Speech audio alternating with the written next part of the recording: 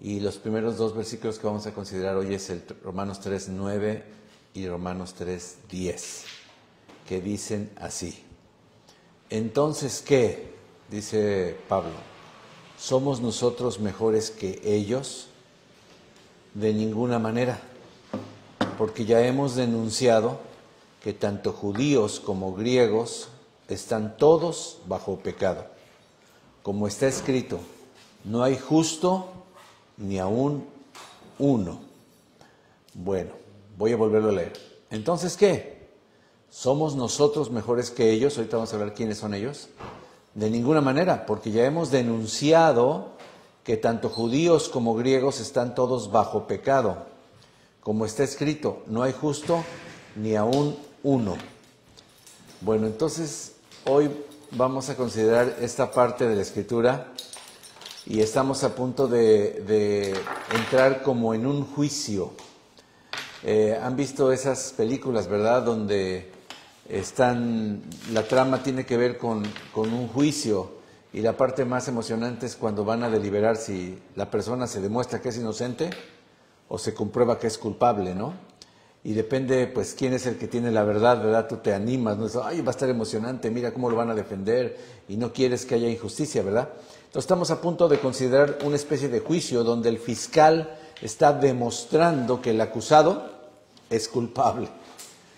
El fiscal general del universo está alegando, ¿verdad? ¿Y de quién está hablando? Bueno, vimos al principio que el Espíritu Santo habla a través de Pablo en la primera parte, en Romanos 1, del 18 al 32, de todos los paganos en general. Y espero que no te hayas perdido las 40 características de lo que es la carne, la naturaleza caída, ¿verdad? Fue horrible para mí darme cuenta de lo malo que es el ser humano, ¿verdad? Que tenemos nosotros potencialmente hablando lo que podemos llegar a ser. Si no lo hemos sido, es eso por la gracia de Dios también, que nos ha impedido de alguna manera, ¿verdad? Pero por ahí había algunos que dicen, no, yo no soy así, ¿no? Y entonces la siguiente parte, él habló de los decentes, de los que fueron muy educados, o sea, los moralistas, los que tienen una gran moral. Del capítulo 2, del 1 al 16, Pablo nos habló de los moralistas, los buenas gentes, los educados, los que nunca harían algo tan grave, ¿verdad? Y en tercer lugar, habló a los judíos que se sentían súper orgullosos de que ellos eran el pueblo escogido por Dios, Dios les había dado la ley, y pudimos considerar en Romanos 2, del 17 al 29, ese tercer grupo, ¿verdad? Pero en los tres, la conclusión de Pablo era culpables. Su conclusión es culpables. O sea, no existe nadie que pueda presentarse delante del tribunal de Dios y proclamarse inocente. No sé si has estado en algún juicio, pero a mí me ha tocado estar. Y la primera que pregunta es, ¿cómo se declara usted? ¿Culpable o inocente? Entonces, incluso hay tres maneras de declararse, ¿verdad? Aquí en Estados Unidos, ¿no? Culpable, no culpable y no contest. O sea, no estoy en el contexto, como que eso no aplica a mí. Y dices, ay, caray, qué raro está eso, ¿no? Y la gente luego lo dice, no, yo no soy culpable, ¿verdad? Pensando que si dicen que son culpables les va a ir peor. Cuando es al revés aquí en Estados Unidos. Cuando la gente acepta su culpabilidad es cuando hay posibilidad de una misericordia. Y eso es algo muy, muy padre porque la Biblia tiene ese mismo sabor. Entonces todos sabemos, hermanos, todos sabemos que no somos perfectos. No hay nadie que sepa que no es perfecto. Pero lo que el Espíritu Santo está diciendo por boca de Pablo es que no tenemos ni idea de lo malo que somos. O sea, decimos, pues obviamente yo soy perfecto, pero yo no soy tan malo. Yo no llegaría a hacer eso. Y a veces, cuando juzgamos a los demás, la Biblia dice que no juzguemos para que no seamos juzgados.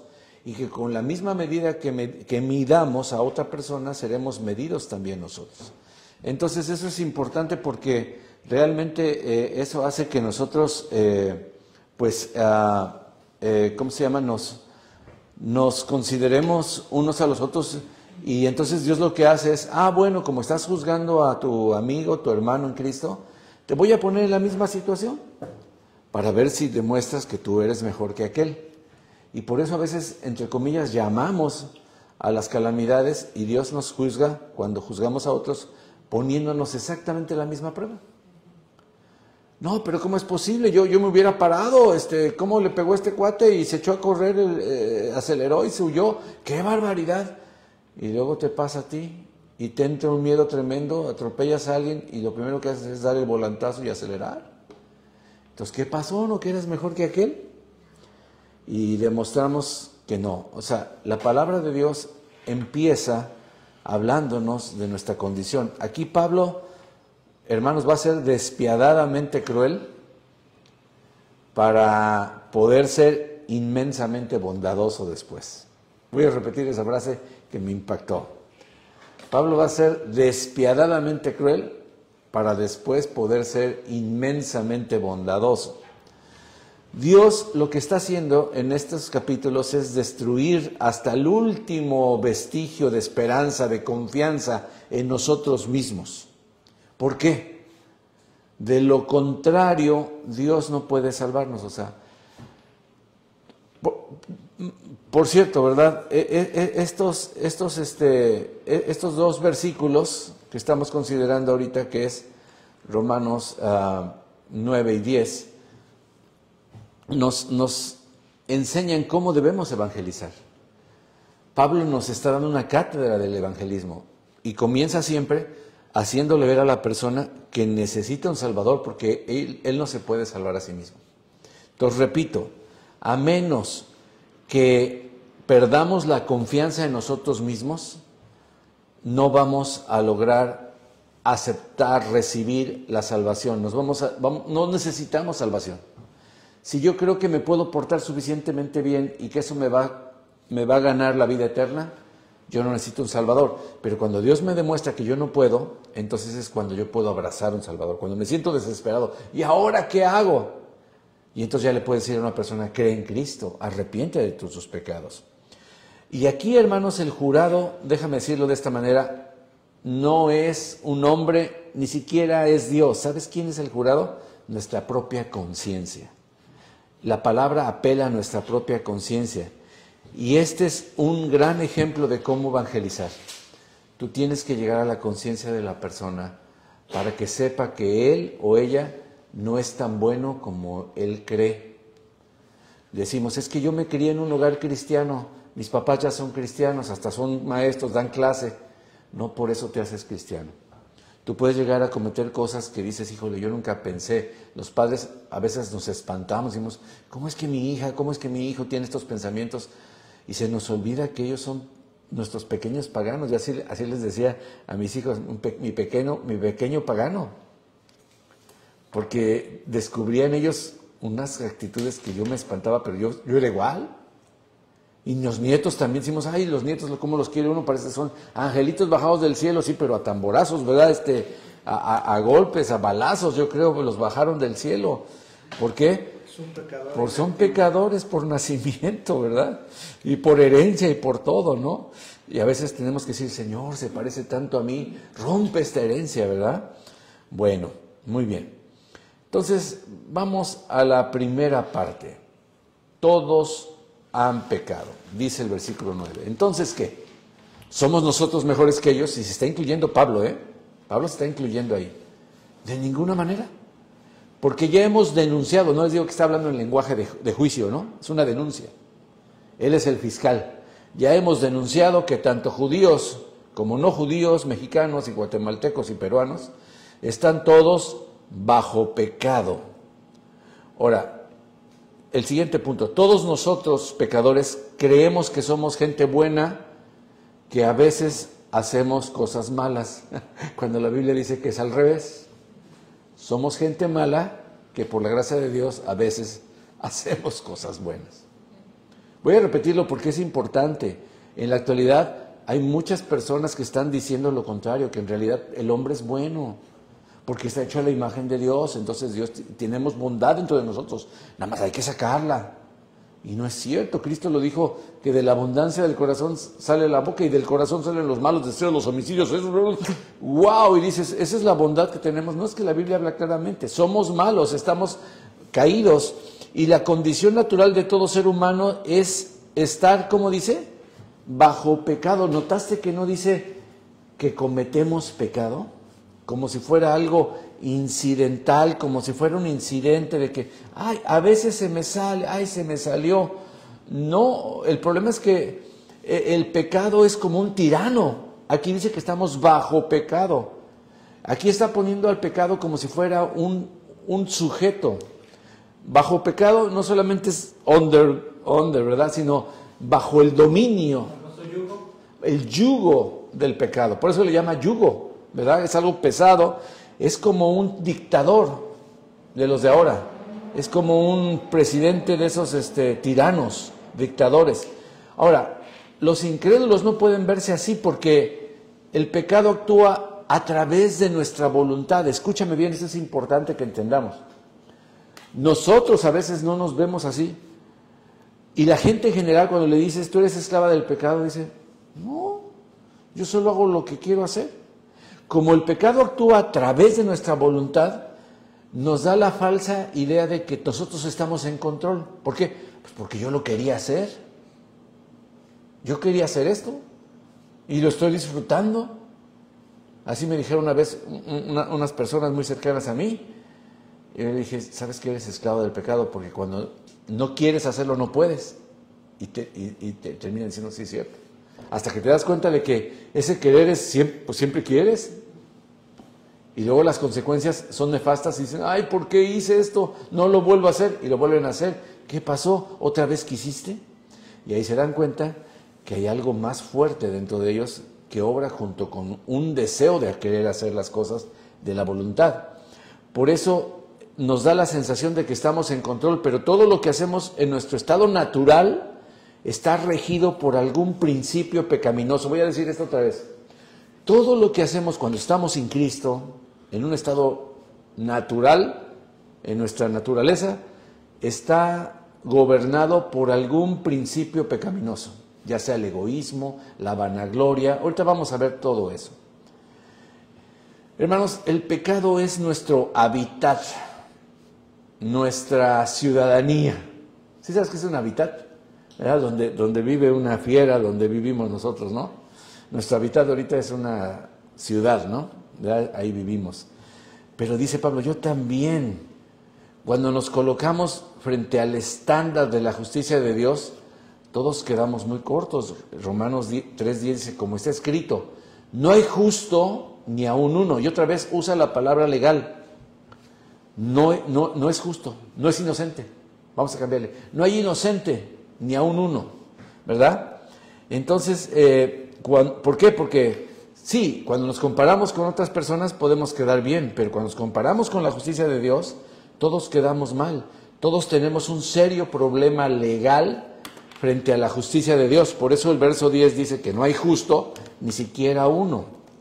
En el mundo entero no hay ninguna persona, ni siquiera uno, que pueda considerarse justa según el estándar de Dios.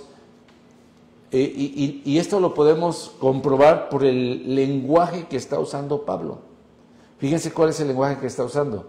Dice el versículo 11, no hay quien entienda, no hay quien busque a Dios, todos se han desviado. A una, me faltó poner esa subrayar, a una, o sea, a la una, a las dos, a las tres, todos juntos al mismo tiempo se hicieron inútiles. No hay quien haga lo bueno, no hay ni siquiera uno. Digo un poco más enfático,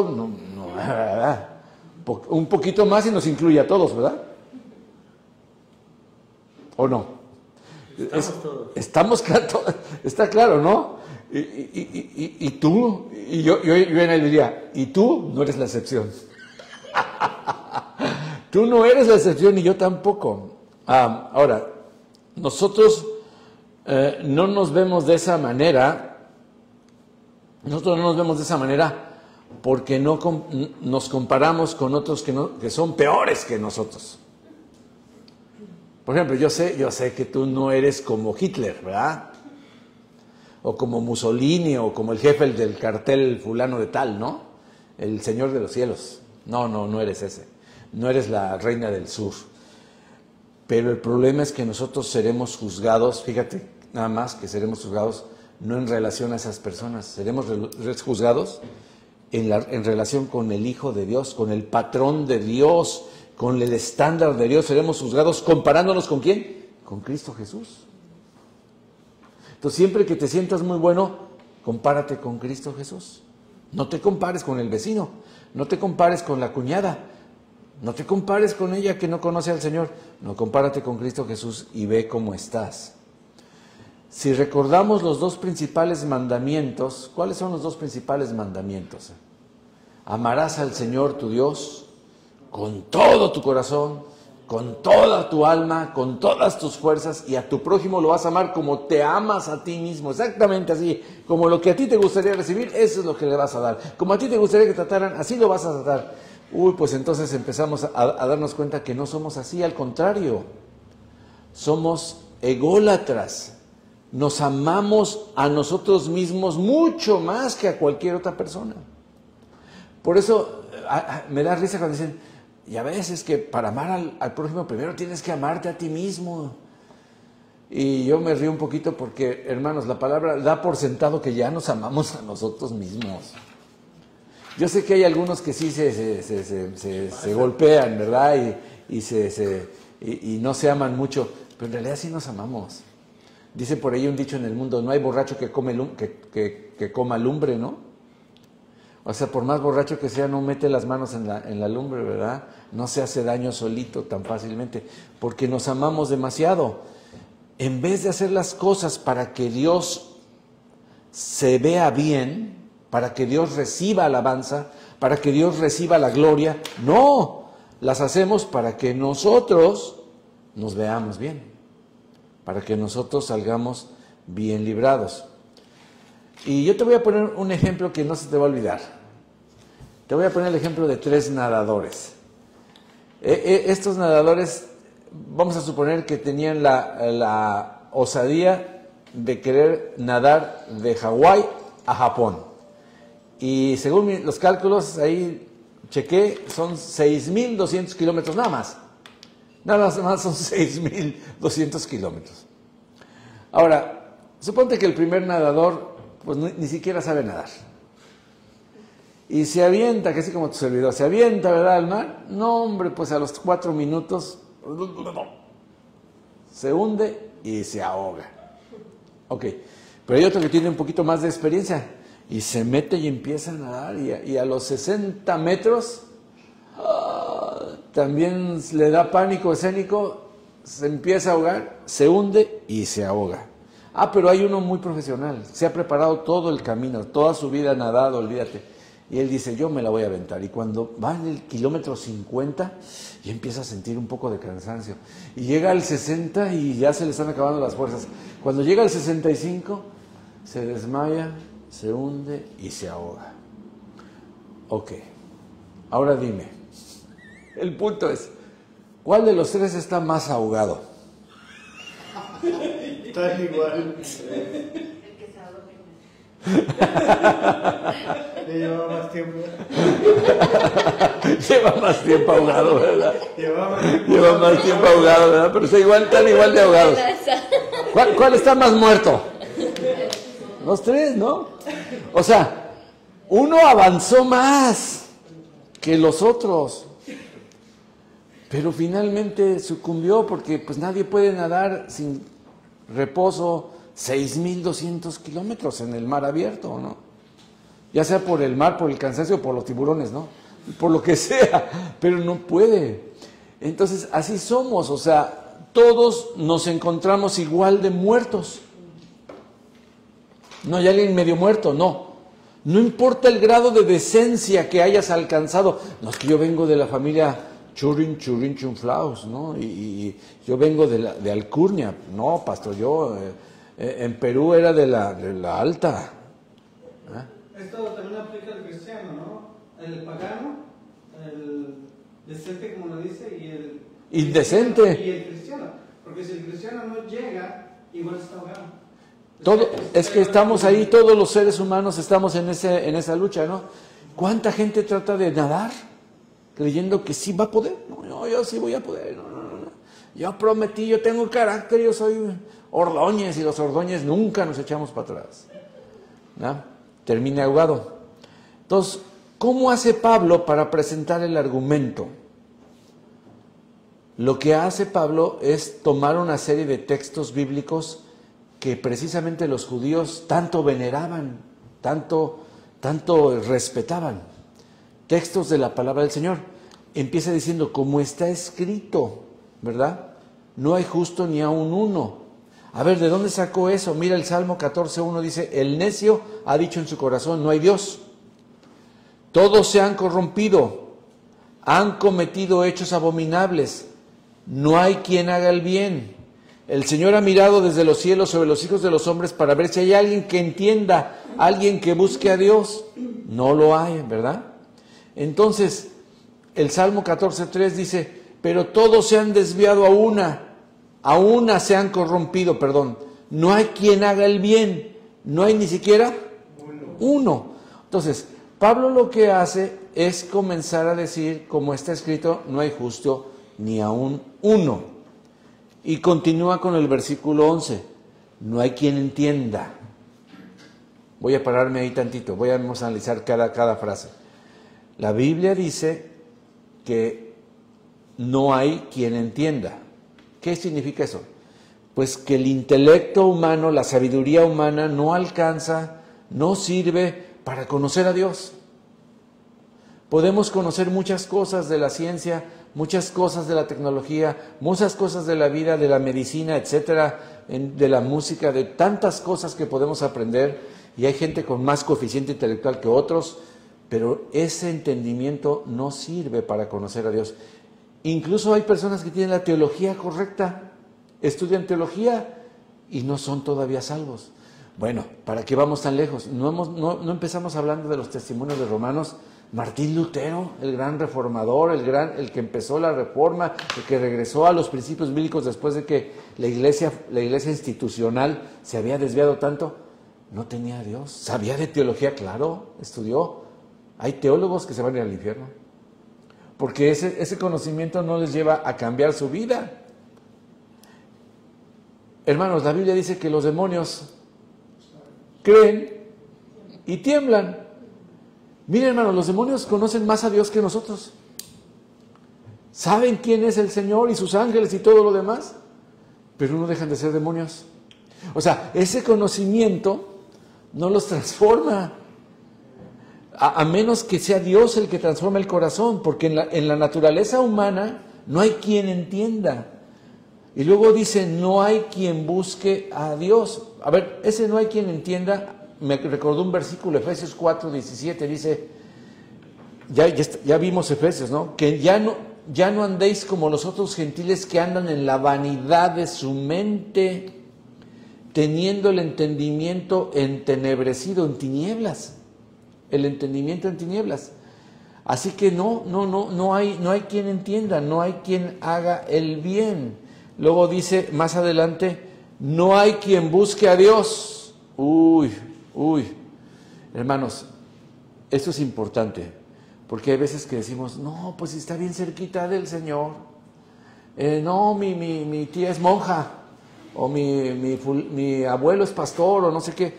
Yo he conocido, hermanos, pastores, siervos de Dios, entre comillas, que, híjole, la verdad, da hasta vergüenza o coraje, ¿verdad? A veces, porque mejor los mundanos, ¿verdad? Mejor los mundanos. No hay quien busque a Dios, o sea, déjame decirte esto de esta manera. Por naturaleza, nosotros amamos lo que deberíamos aborrecer y aborrecemos lo que deberíamos amar, porque nuestros deseos están dañados. En vez de buscar a Dios, lo que hacemos es mantener a Dios a una distancia prudente. Y mientras más lejos, mejor. ¿Por qué? Porque si no me echa a perder la fiesta. Es un aguafiestas. Entonces yo no busco a Dios, porque si busco a Dios, sé que automáticamente yo no puedo estar cerca de un Dios santo, ¿verdad? Entonces, procuramos, no, o sea, no hay gente, la gente no va diciendo, a ver dónde está Dios, lo voy a buscar, voy a llegar a las iglesias y se llegan las personas a ver si descubren a Dios. No hay, las tienes que invitar, tienes que orar mucho por ellas y rogándole a Dios que no se salgan a la mitad del servicio. En Romanos 10:20 está un versículo que yo utilizo para orar y dice, Isaías dice, resueltamente fui hallado de los que no me buscaban, me manifesté a los que no preguntaban por mí. Esa es la gracia de Dios, esa es la soberanía de Dios, que es hallado por los que no le buscaban. Hermano, yo no le estaba buscando. Yo no le estaba, yo estoy seguro que tú tampoco le estabas buscando. Yeah. Él se te encontró, tuviste un encontronazo con Dios. Miren, hay gente que dice, no hombre, yo me encontré con Dios, y te le quedas viendo y dices, a ver, ¿qué pensarías?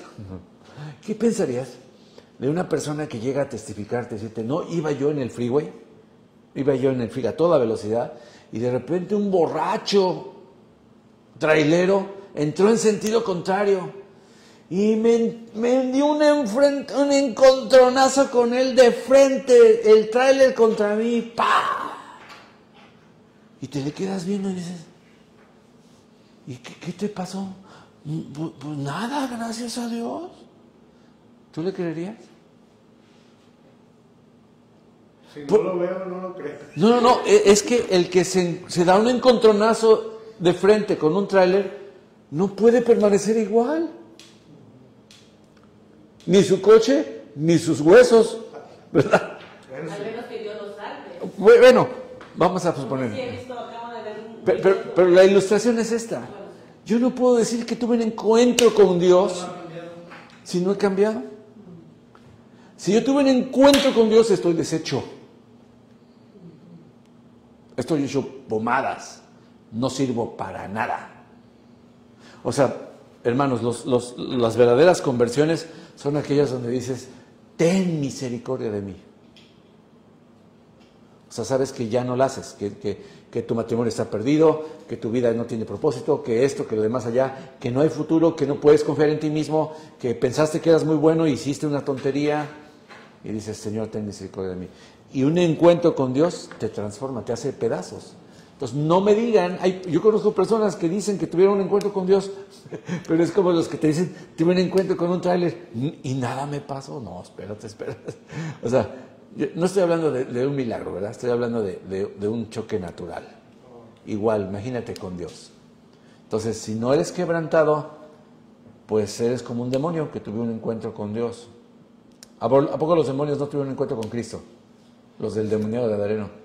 Ahí estaba escuchando una prédica del pastor Miguel Núñez, creo, y hablaba de eso, ¿verdad? De que nosotros como seres humanos a veces no le obedecemos a Dios, no somos obedientes a lo que Él nos pide. Y si miramos cuando dice los demonios del Gadareno, que eran ¿cuántos? Más de 2000, ¿qué fue lo primero que hicieron? Que lo reconocieron como Dios, ¿verdad? Y le pidieron, le rogaron que no los mandara. Dice, ellos se sometieron, ellos obedecieron, reconocieron a Dios, a Jesús. Y nosotros, dice, tan duro que está, o sea, darnos una exhortación, ¿verdad? De que a veces no queremos obedecer o entender. Es que la Biblia nos aclara que a menos que Dios haga una obra en nuestro corazón, lo que estás citando, dice, fui hallado de los que no me buscaban, me encontraron los que no... ¿Cómo dice el versículo? Dice, fui hallado de los que no me buscaban, me manifesté a los que no preguntaban por mí. ¡Wow! Me manifesté a los que no preguntaban por mí. Esa es pura gracia soberana de nuestro Dios, ¿verdad? La verdad es que el que toma la iniciativa siempre es Dios, por eso nuestro mejor evangelismo comienza orando por una persona, pidiéndole a Dios que sea Él el que revele a nuestros hijos, el que se revele a nuestras hijas, el que se revele a nuestros seres queridos. Porque a menos que Dios haga una obra en nuestro corazón, transformando nuestra personalidad desde la misma raíz, ninguno de nosotros se inclinaría naturalmente a buscarlo a Él. Ninguno. ¿Por qué? Porque el pecado afecta nuestra voluntad. Amamos lo que nos daña. La mayoría de nuestros jóvenes saben que la droga, que esto hace daño. ¿Y por qué siguen haciéndolo? Saben que es peligroso manejar a cierta velocidad y lo siguen haciendo. El pecado afecta nuestra voluntad y nos alejamos de la fuente de todo nuestro bien, que es Dios, ¿verdad? El hombre, en tercer lugar, hermanos, se aleja de la gloria de Dios. ¿Para qué? Para que no sea destruida su propia gloria. Por eso la Biblia dice en Romanos 3:23 que estamos destituidos de la gloria de Dios, porque el hombre no quiere la gloria de Dios, porque la gloria de Dios echa a perder tu gloria, ¿verdad? Pero Dios, quiero decirles que está empeñado, hermanos, en glorificarse haciéndonos el bien. Voy a repetir esto. Dios está empeñado, está decidido a recibir toda la gloria, ¿cómo? Salvándonos, haciéndonos el bien. Cuando Dios salva a una persona, esa persona glorifica a Dios. Y por eso Dios está destinado a eso. Y uno de los versículos que me recordó el Señor fue este, Deuteronomio 8:15. Les está hablando Moisés al pueblo, diciéndolo por todas las calamidades que pasaron.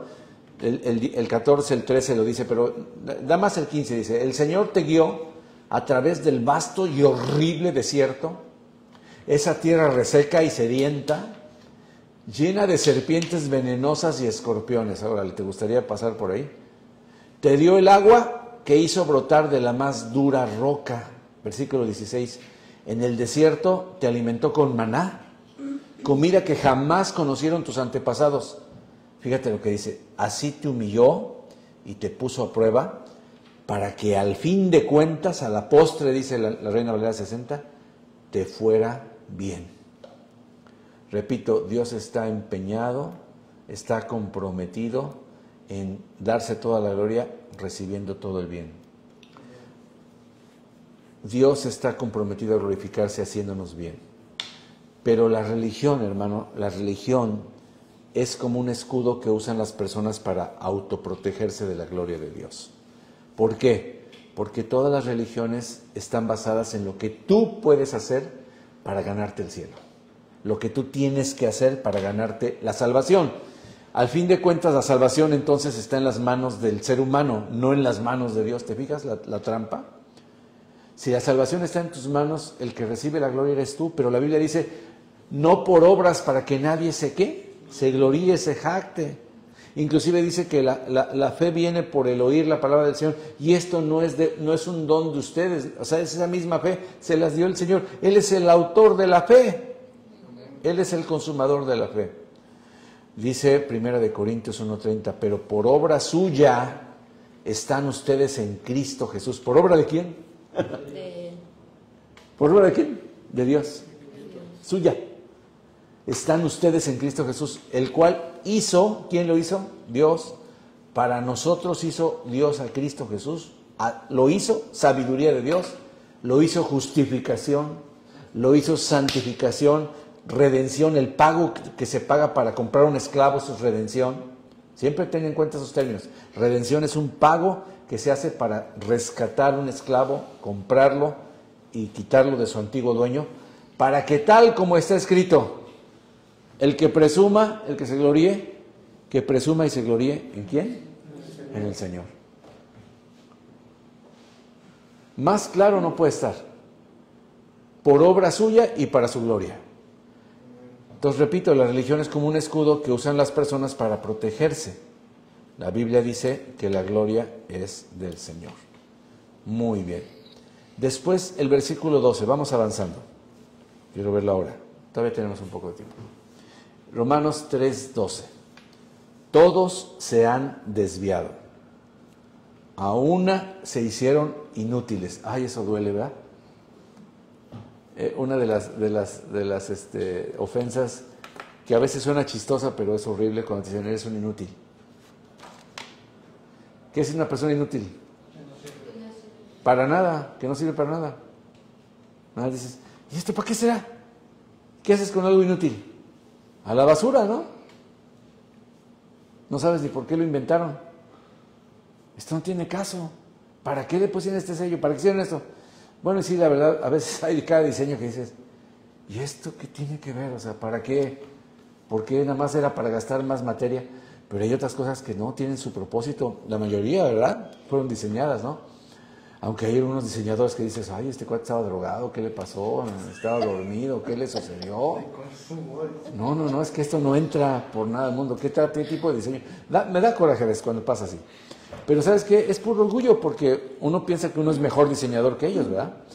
Repito, el pecado afecta también nuestro comportamiento, porque dice, todos se han desviado, a una se hicieron inútiles, o sea, se pusieron de acuerdo para hacer una bola de inútiles. Alguien pudiera decirnos, oiga, no es para tanto, no todos se han desviado. Bueno, ahorita lo vamos a ver, ¿verdad? Déjame ver, aquí hay un versículo que dice Isaías 64:6, perdón. Si bien, este es otro. Déjame ver. Yo he buscado uno y ese no lo apunté. Donde dice Isaías que todos nos descarriamos como ovejas, todos hicimos lo mal. Es Isaías 53, ¿verdad? No lo voy a buscar. O permítame, déjenme buscarlo aquí. Isaías 53.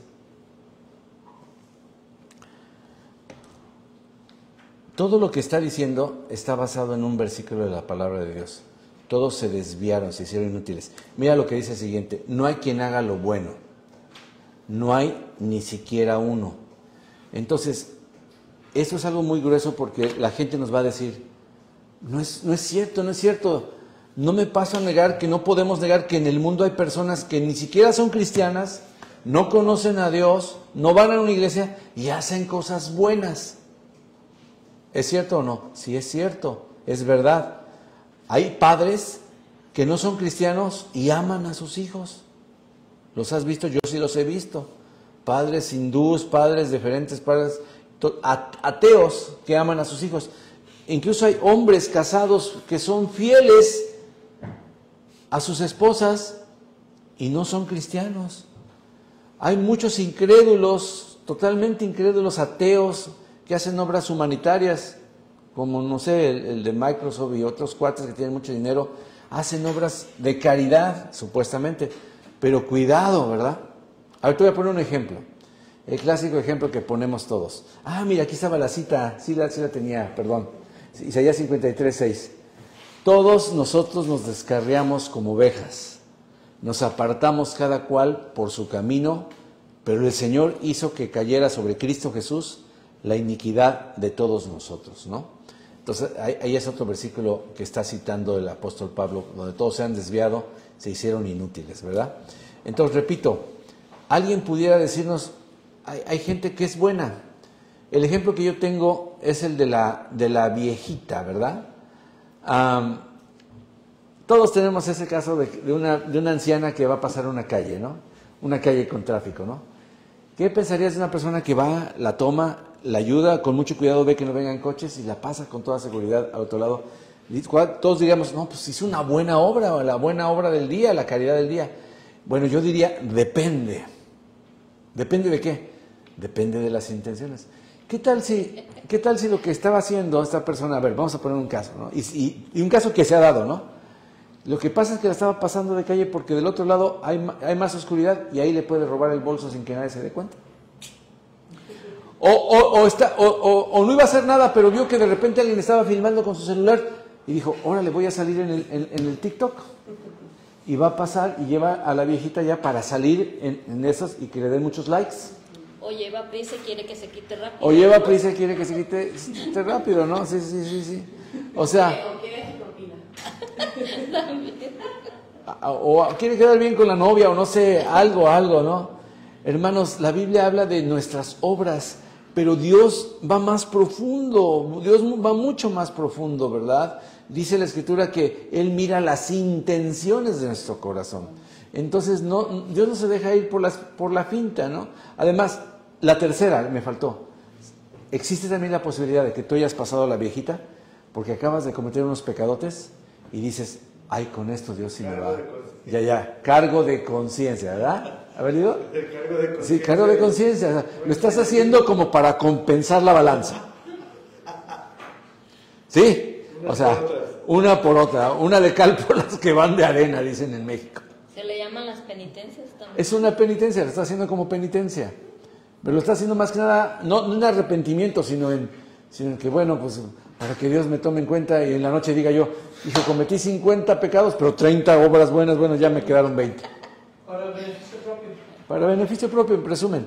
¿Qué dice la Escritura? Uno de los versículos más gruesos que yo leí, desde que yo lo leí la primera vez, yo me quedé, asústame, dice Isaías 64:6. Si bien todos nosotros somos como suciedad, ay papá, y todas nuestras justicias, o sea, nuestras buenas obras, como trapo de inmundicia, y caímos todos nosotros como la hoja, y nuestras maldades nos llevaron como el viento. Ay, hermanos, qué feo fue entender lo del famoso trapo de inmundicia. Yo no sabía que era eso. Pero ahora es como una toallita de menstruación usada de las mujeres. Es una Kotex, le decíamos, era la marca que se usaba en México. Cuando me dijeron del trapo de inmundicia, ¿qué significaba eso? Dije, ¿quieres decir que mis mejores obras, las obras de mis justas obras para Dios, si yo trato de justificarme con ellas, Dios las ve como una cosa que da asco? Digo, bueno, a los hombres nos da un poquito más de asco. Mire, yo estoy limpiando unas oficinas, bueno, un billar, y tengo que limpiar unos baños. Ahorita que Vicky está, que a ella le tocaban los baños, pero ahorita como Vicky está en reposo, ¿verdad? Me ha tocado una buena temporada limpiar los baños, y yo limpio los baños de las mujeres. Ustedes saben que hay un depósito, ¿verdad?, para poner todas las cosas femeninas de desecho, ¿verdad?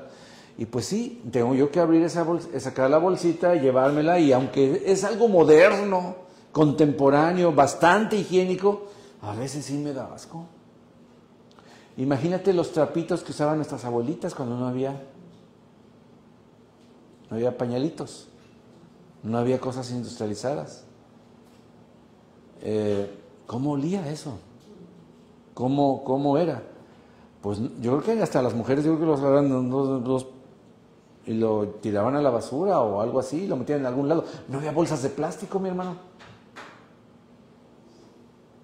Guantes de ¿cómo se llama? Látex. Y yo creo que aún en ese tiempo pues no se podía dar el lujo de tirar los trapos, se tenían que lavar, brother. Órale, todavía peor. Tenías que lavarlos Ahora porque en ni el modo tiempo. que estés cortando una tela no sé cuántas veces. O sea, si nos ponemos a pensar en ese tiempo cuando fue escrita la palabra, ni regaderas. ¡Uy, olvídate! Puro jicarazo.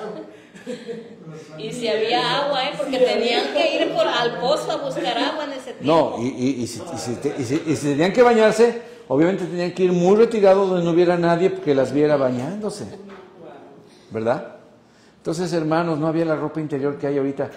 Y así compara Dios, nada más para que nos demos un lente, así para que veas para lo que sirve tu buena obrita, porque tu corazón no está bien, ¿verdad? No son las obras que Dios preparó de antemano para que anduviésemos en ellas, que dice la palabra de Dios, que esas son las verdaderas buenas obras que Dios tiene para nosotros, ¿no? Sino que son... Ahora, el contexto es gente orgullosa que se quiere justificar, ¿verdad? No es tanto que Dios no tome en cuenta una buena obra, sino, pero ¿con qué actitud o cuál fue el propósito de hacer esa buena obra? Si piensas que tu buena obra te va a justificar, pues estás súper perdido. Ahora vamos con el siguiente versículo, Romanos 3:13. Dice, hablando de las personas, está hablando de la condición del ser humano. Sepulcro abierto es su garganta. Ahora, recuerdo que todo lo que está diciendo son versículos del Antiguo Testamento, ¿eh? Pablo, como un buen ejemplo para nosotros, usaba la palabra de Dios para hablar. Y en ese momento la única palabra de Dios, acreditada era el Antiguo Testamento, ¿no? Pablo no se estaba dando cuenta que él ya estaba escribiendo el Nuevo Testamento, ¿verdad? O bueno, a lo mejor sí, pero era el Espíritu Santo que le estaba inspirando. Pues el Espíritu Santo usa todo lo que está escrito, ¿verdad? Por eso dice, escrito está, sepulcro abierto es su garganta. ¿Qué hay en un sepulcro? Yo no me atrevería ahorita a desenterrar a mi pelusa. que tiene ya unos meses de que la enterré ahí en el jardín de mi casa, ¿verdad? Porque ¿a qué olería eso, verdad? Pues un sepulcro abierto, ¿a qué huele? Dice del engaño, de la mentira. Engañan de continuo con su lengua. Veneno de serpientes hay bajo sus labios. O como le dice a tu vecina, a tu cuñada, a tu compadre, enróscate y vete. ¿Sí? Porque es una viborita, ¿verdad? Hermano, así dice la palabra. Brother, sacas unas que uno ni cuenta con cada cosa que sacas. Son nuevas. Enróscate y vete. Si es que hay unas personas que cuando hablas así, sale partida su lengua. ¿Qué dice el Salmo 5:9? Porque no hay sinceridad en lo que dicen. Destrucción son sus entrañas. Sepulcro abierto es su garganta. Con su lengua hablan lisonjas. ¿Qué es una lisonja? Cuando alguien te está adulando, ¿verdad? Pero es mentira, ¿verdad? Se está cotorreando en realidad, ¿no? El Salmo 143 dice, aguzan su lengua como serpientes. ¿Qué significa? ¿No? Veneno de víbora hay bajo sus labios. Órale, qué descripción, ¿verdad? Pero a ver, seamos honestos. ¿Quién no decía o vivía en mentiras una tras otra? ¿Verdad? Yo sí. Y si dices que no, ahí comprobamos que eres un mentiroso. Esas son nuestras buenas obras. O sea, de ahí está sacando el apóstol Pablo las citas bíblicas, ¿verdad? Que la boca dice Santiago que la boca se jacta de grandes cosas. La lengua puede hacer quemar todo un bosque. Un chisme, hermano, puede destruir una familia entera. Una difamación, un chisme, una infamación, una infamia. Cuando decimos, ¿qué infamia? ¿Por qué? Porque se me fue la otra palabra. Uno es chisme y otro es difamación. Yo creía antes que difamar era hablar algo falso, pero eso es específicamente lo que llaman calumniar, cuando estás diciendo algo falso. Pero difamar es decir algo verdadero o falso en detrimento de la buena fama de alguien, ¿verdad? Aunque sea verdadero, ¿para qué lo dices? Lo dices para que la gente quede mal. Y en general lo dices para que la gente quede mal y tú quedes mejor que ella. Ese es el objetivo del chisme. Ese es el objetivo de la difamación. Cuando yo critico a alguien, lo que estoy diciendo, yo no haría eso. Yo soy mejor que fulano de tal. ¿Por qué? Pues porque así está la cosa, ¿no? O sea, hay maldad dentro de mi boca. Entonces, cuidado, ¿verdad? La garganta, de la abundancia del corazón habla la boca. Mira, hermanos, si tú llenas un vaso de agua hasta rebosar, de ahí no vas a sacar jugo de naranja. Vas a seguir sacando agua. Está repleto, está lleno de agua, ¿verdad? Entonces, tengamos cuidado. Sigue el versículo diciendo el 3:14. Llena está su boca de maldición y amargura. ¿Eso dónde se encuentra? En el Salmo 17. Llena está su boca de blasfemia. Esa es la maldición. Engaño y opresión. Bajo su lengua hay malicia e iniquidad. Qué horrible es escuchar a una persona maliciosa o amargada, ¿verdad? Que dices, híjole, esta en lugar de ayudarme me está metiendo más cizaña, ¿verdad? Hablo con alguien y no salgo edificado, salgo hasta con ganas de pegarle a alguien, ¿no? O sea, me contaminó. Eso es lo que significa, ¿verdad? Que contaminamos. Y Cristo lo dijo, no es posible que de una fuente salga agua dulce y agua amarga. Varones, esto no puede ser así, ¿verdad? Santiago también lo dijo, de una fuente no debe salir agua dulce y amarga. Fue Santiago. Hermanos, les está hablando hermanos, o sea, que sí que había cristianos que todavía se dejaban llevar por su carne y podemos hacer esto con la boca. Hermanos, La boca es uno de los miembros más difíciles de dominar porque de ahí sale todos los malos pensamientos y todo lo malo. Así que el 14 sigue diciendo eso. Vamos al versículo 15. Sus pies son veloces para derramar sangre. Ah, pastor, bueno, yo lo iba siguiendo hasta ahí, pero ahora sí le puedo decir que eso sí yo no lo haría. Yo no he matado a nadie. Ah, ¿sí? ¿Qué dijo nuestro Señor Jesucristo? Que si te enojas con alguien y lo ofendes y le dices de cosas, serás culpable de homicidio, de juicio, ¿verdad? ¿Ah? Dice, habréis oído no mataréis, pero yo os digo que cualquiera que le dice a su hermano esto, lo trata así, miradas que matan, ¿verdad? Decimos ahí, ardientes pupilas, ¿no? Miradas que matan. ¡Ah! No, dice, si trajeras cuchillos ahorita ya estaría muerto, ¿no? Porque tenemos coraje, tenemos así, y cuando ofendemos y ojalá te mueras, ya lo estamos matando, ¿no? Entonces somos culpables de juicio. Entonces, no hay nadie justo, o sea, si no es por la gracia de Dios, nuestros pies corren a derramar sangre, destrucción y miseria hay en sus caminos. ¿Qué dice Isaías 59:7? Sus pies corren al mal y se apresuran a derramar sangre inocente. No tanto literalmente, ¿verdad? Sino con nuestras relaciones, con nuestros chismes, con nuestras calumnias, con nuestros comentarios, ¿verdad? Yo a veces he tenido que borrar. De repente me da coraje algo y ya estoy poniendo el comentario y el Espíritu Santo me dice, ¿en qué va a edificar tu gran comentario? No, pues para que lo vean y este cuate se arrepienta. No, así no es. Así no es. Tranquilo, campeón, o sea, ya te sientes muy espiritual, mejor que fulano, y tienes que borrarlo, ¿no? Porque no se borra automáticamente, sí, ¿verdad? Tienes que palabra por palabra, ¿verdad? Y esperar a que ya llevabas un argumentote, ¿verdad? Una carta ahí. Sí, hay veces da coraje, dices, ay, y eso que te dices, hermanito, ¿no?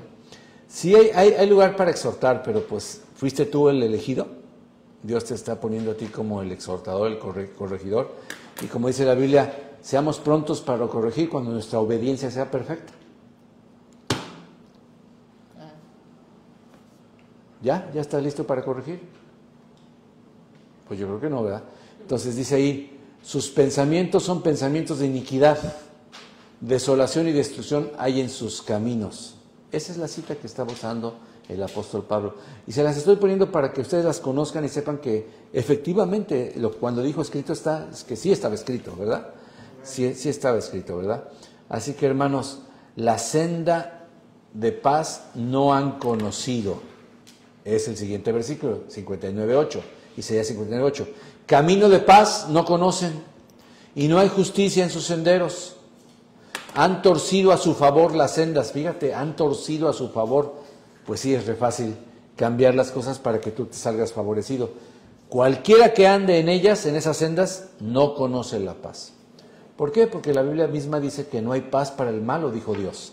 Está establecido que no va a haber paz para los malos. Pero termina esta sección que queremos llegar con esta conclusión. Si tú puedes resumir todo eso en una sola frase, aquí está. No hay temor de Dios delante de sus ojos. Mira lo que dice el Salmo 36:1. La transgresión habla al impío dentro de su corazón. ¿Por qué? Porque no hay temor de Dios delante de sus ojos. Pablo está citando esto y este es el argumento más fuerte porque les he estado hablando dos domingos del temor de Dios, ¿verdad? Que es muy esencial. El temor de Dios no lo tienen los que no hemos sido regenerados. Lo tienen los que hemos sido regenerados. Lo tenemos lo que hemos sido regenerados y debemos usarlo. ¿Y qué es el temor de Dios? Esa conciencia, esa admiración, ese respeto porque estamos delante de Dios. Por eso estoy delante de sus ojos. O sea, no está Dios enfrente. No nos damos cuenta que Él está escuchando, viendo, grabando inclusive. O sea, hermano, los ángeles tienen las mejores grabadoras. Los mejores, porque no solo graban los hechos, graban la conversación interna de tu corazón. ¿Verdad? Y ahí está saliendo todo. ¡Wow! ¿Verdad? Nosotros, sobre todo los hombres, tenemos una capacidad impresionante de mirar de reojo, decimos, ¿no? Estamos viendo aquí, pasa una chica bonita por acá y parece que estamos viendo al frente, pero ya vimos de qué color tiene todo. Y si nada más fue una vista de que, ay, qué bonita, gloria a Dios por tu creación, Señor, bueno. ¿Ah? Pero si ya estás en otro pensamiento, el Señor ya lo registró. Ya sonó el zzz, ¿ya? Como los los que se pusieron muy de moda, los termómetros, ¿no? Cuando te ponían a ver si tenías COVID. Empieza a sonar, ¿verdad?, la alarma. Porque no hay temor de Dios delante de sus ojos. Esa es la conclusión a la que llega el apóstol Pablo en el versículo 18. El 19 dice, ahora bien, sabemos que cuanto dice la ley, lo dice a los que están bajo la ley, para que toda boca se calle y todo el mundo sea hecho responsable ante Dios. Qué bonita traducción. Estoy usando la Nueva Biblia de las Américas. Ahora bien, sabemos que cuanto dice la ley, lo dice a los que están bajo la ley, para que toda boca se calle y todo el mundo sea hecho responsable ante Dios. Hermano, déjame decirte esto. Tú no te vas a convertir. Una persona no se va a convertir hasta que se calle. ¿Qué significa esto? Hasta que se quede sin argumentos. Porque tú no te conviertes hasta que dices, no, yo soy bueno. Y si Dios te juzgara, irías al cielo o al infierno. Al cielo. ¿Y por qué? Porque esto, y porque yo no soy, y porque mi abuelita, y porque yo, y porque... Pero cuando la palabra de Dios te lleva a la ley, por eso hay que llevar a las personas a la ley. A ver, la ley dice así, y Dios es justo y te va a juzgar. Él mismo puso esa ley. Si Dios te juzgara por los 10 mandamientos, ¿culpable o inocente? Dicen algunos, culpable. Y luego le dices, ¿cielo o infierno? Cielo. Por fin, no entendiste, no ha entendido. No ha entendido. Por su misericordia. Por su amor. Y tienes que volverles a repetir, ¿no? Hasta que se calla la boca y la persona se hace responsable ante Dios, es cuando tiene misericordia. Versículo 20. Porque por las obras de la ley, ningún ser humano será justificado delante de él. Pues por medio de la ley viene el conocimiento del pecado. La Biblia dice en mismo Romanos que por la ley yo conocí el pecado. Y por la misma ley el pecado se hizo cada vez más pecaminoso. Mientras más detallada esté una ley, más pecaminoso se pone el asunto.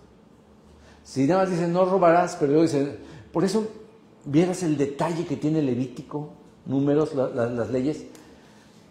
Cualquiera diría, y no te acostarás con nadie que no sea tu esposa. Ah, pero luego te pone, ni con tu suegra, ni con tu hermana, ni con tu esto, ni con... ¿Y para qué me tiene que decir eso? Para que quede clarísimo.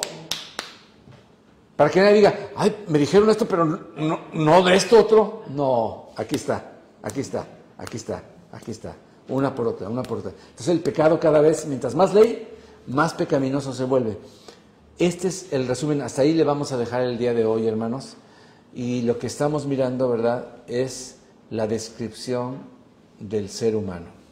La triste descripción del ser humano, pero que ahora pastores y líderes cristianos están predicando que el hombre es bueno, nada más que tiene que descubrirlo, que por dentro el hombre es bueno. Tiene que sacar lo bueno. Y por eso dice el Papa, todos somos hijos de... Ah, no, ya no, este habla español. Todos somos hijos de Dios, dice este Papa. Dice. Ah, porque yo también decía eso. Todos somos hijos de Dios. ¿Verdad? Pero este dice, todos somos hijos de Dios. ¿Cómo? Suena como Trump. Todos somos hijos de Dios, y como Trump. Y Trump también se cree cristiano. Sí. Bueno. Entonces, no hablamos de política aquí, ¿verdad? Pero hablamos del Señor. Entonces, ¿por qué creen eso? Porque piensan lo mismo, o sea, que todos somos hijos de Dios y que por eso nos debemos portar bien. Oye, tú eres hijo de Dios, pórtate bien. No es al revés, o sea, sabes que tú no puedes portarte bien por ti mismo, necesitas humillarte, pedir la gracia de Dios. Arrepiéntete y cree. Por eso vemos que también se está cambiando todas las cosas que ha visto ahorita, porque creen que lo están haciendo mejor, quieren hacer las cosas supuestamente mejor. Todo lo del género, todo lo de LGBT, según pero es en la carne, pues, en el ser humano. Y finalmente lo que tratan de destruir es todas las leyes, porque donde no hay ley uno puede hacer lo que uno quiera y se puede justificar claramente, ¿no? Entonces, no existe una ley que diga que me prohíba casarme con un árbol. Pues entonces me puedo casar con un árbol.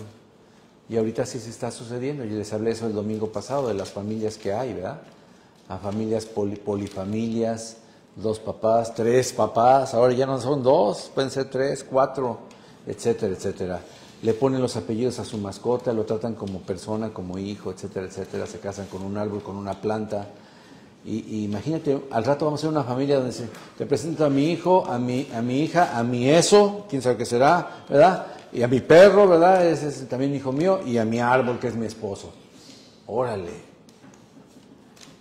Y cada vez estamos más locos, ¿no? Porque ya vimos la descripción que hace el Señor en la palabra de Dios. Entonces, el problema es que la gente no acepta su descripción, se rehúsa a recibir el diagnóstico. Es como cuando vamos con el doctor y nos demuestra que tenemos una enfermedad y ahí están los resultados, ahí está, y decimos, no es cierto, no es cierto, no es cierto. No, ¿verdad? Entonces la palabra de Dios es la que nos da vida. Vamos a orar, Padre, vamos a orar.